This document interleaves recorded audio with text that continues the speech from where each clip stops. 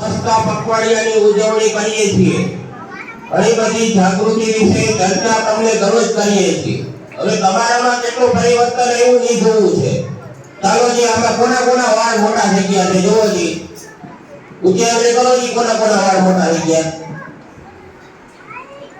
હા, તો આ વાળ તમારે મહિને નહીં તો 1.5 મહિને વાળ કપાવી નાખવાના. મહિને વાળ કપાવવાના હોય પણ વધી 1.5 મહિના સુધીમાં વાળ કપી લેવાના. હવે બધાયના ન કામ કરો જી, બતાવો જી ન. ચાલો જી, નખ કેટલા નાના મોટા છે, મેલ વાળા છે.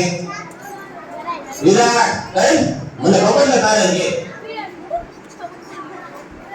આ વ્યક્તિગત સ્વચ્છતાની આજે વાત કરવાની છે. વાળ, નખ, દરરોજ નાઈને અહીંયા આવવું, પછી ધીમા પેલા હાથ ધોવા.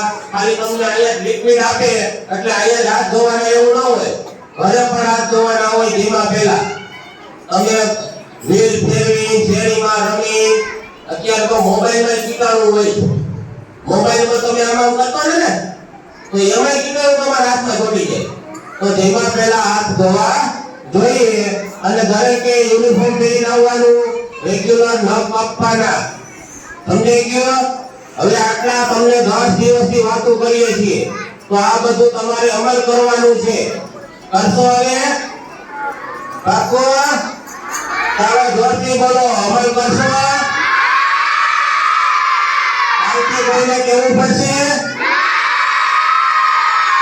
કાલે બધા યુનિફોર્મ પહેરીને આવશે ને?